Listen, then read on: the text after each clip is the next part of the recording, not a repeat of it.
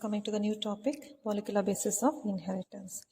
So in this topic, you are going to study about the DNA and RNA. What is the structure of DNA? What are the components of DNA? The same thing applies with the RNA. Types of RNA, what is the function, what are the components of RNA, and some more things, experiments. So coming to the first one, DNA. So what is DNA? The full form of DNA is deoxyribonucleotides. So it is a long polymer of deoxyribonucleotides. What is a polymer? Polymer means a group of monomers combined together to form a long chain called as polymer. So DNA is a polymer of deoxyribonucleotides. So let us know what are the nucleotides present in the DNA. So DNA has nucleotides which are again classified into purines and pyrimidines. Purines are adenine and guanine. Pyrimidines are cytosine and thymine. For our convenience, we have given them with the short up form. Adenine is denoted by A, guanine by G, cytosine by capital C, and thymine by capital T. So these are the nucleotides. So when we see the structure of a DNA, these nucleotides are arranged in different patterns. So they form a polymer. So these are the monomers. These combine together to form a polymer called as deoxyribonucleotides. So coming to the base pairs. What is meant by base pairs? In the structure of DNA, we can find these in the form of a pairing. There is a pairing between the nucleotides in a specific manner. What is the pairing? The pairing always done with one purine to that of the another pyrimidine. The purine adenine combines with the pyrimidine thymine always. So adenine and thymine always pairs by a double hydrogen bond. The bond between the adenine and thymine is double bond, and the bond between the guanine and cytosine is triple bond. So why there is a double bond over here and why a triple bond over here? Because when the stability of the adenine and thymine can be easily controlled by a double bond, but the same doesn't apply with guanine and cytosine.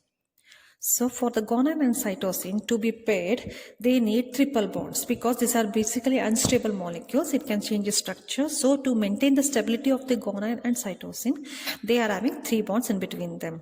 So this is called as base pairing. The pairing of the adenine and thymine is called as base pairing, one base pair, and guanine and cytosine is called as another base pair. So the number of base pairs is characteristic of an organism and healthy. Why? Because all the organisms have different number of chromosomes, and these chromosomes have different amount of DNA for their function and other things. So it is a characteristic of an organism. So it changes from organism to organism or species to species. For example, we have given some examples of bacteriophages. So bacteriophage lambda 174 is the name of the organism, and it has 5,386 nucleotides. Lambda phase has 48,502 base pairs. E. coli has 4.6 into 10 raised to 6 base pairs, and humans has 3.3 into 10 raised to 9 base pairs, which is haploid content. The diploid contains doubles. Haploid means single content, and diploid means double. So the base pairs differ from organism to organism. So let us now concentrate on the humans. This is very important. Remember this. The humans has 3.3 into 10 raised to 9 base pair, which is haploid content. Diploid anta andre into 2 ಮಾಡ್ತೀರಾ. Okay. Next, coming to the structure of a DNA. The structure of DNA is very important for the exam point of view. It is usually asked for 5 marks. Before going to the eukaryotic DNA, we will go with the prokaryotic DNA. In case of prokaryotes, they also have DNA found in the nucleoid. So almost the DNA is associated within the cytoplasm only because the nucleus is not well developed. So the nucleus of the prokaryotic cell, the DNA of the prokaryotic cell is coiled, single-stranded. Remember it. It is coiled and it is single-stranded. But in case of eukaryotic DNA, it is a double-stranded molecule, thus like this. So what is the component of the eukaryotic DNA? The eukaryotic DNA has 3 major components. The first one is phosphoric acid, denoted by H3PO4, deoxyribose sugar, denoted by C5H10O4, and a nitrogen base. The nitrogen base may be adenine, guanine, cytosine, thymine.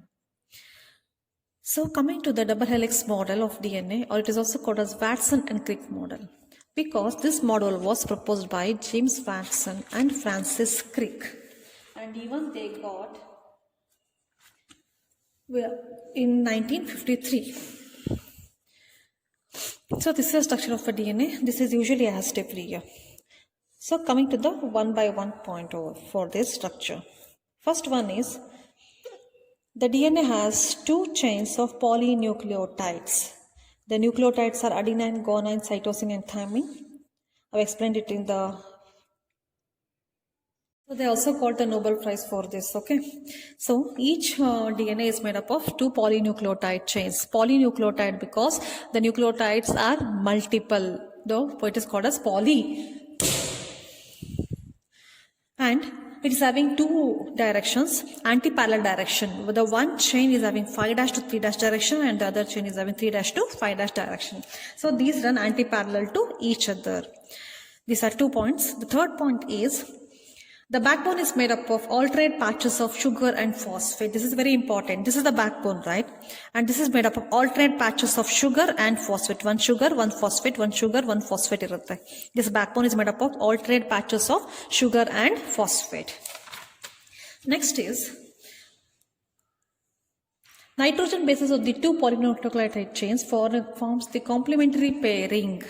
The complementary pairing is very important. Illi adenine ittu andre illi thymine barutte. If one chain is having adenine, the opposite chain is having thymine only. If here guanine is there, here will be the cytosine only. And this is called as complementary base pairing. Adenine always pairs with thymine and guanine always pairs with cytosine. And the adenine and thymine always pairs with double bond and guanine and cytosine always pairs with a triple bond. Next. And the one turn from here, one bulge portion to next portion is called as one turn. And the one turn, the distance between this and this is 3.4 nanometer or 34 degree angstroms. Idukena one turn anta karitivi. One bulge portion in the next bulge portion bittu innondene iruttala, it is called as one turn. And this consists of 10 base pairs. Idalli 10 base pair matra barutte. And the distance between these two is 3.4 nanometer or 34 degree angstroms. Next, the distance between two chains is very important.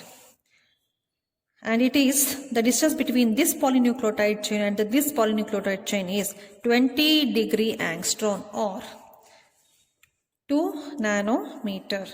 The distance between these two polynucleotide chain, because these are anti-parallel, they never meet each other.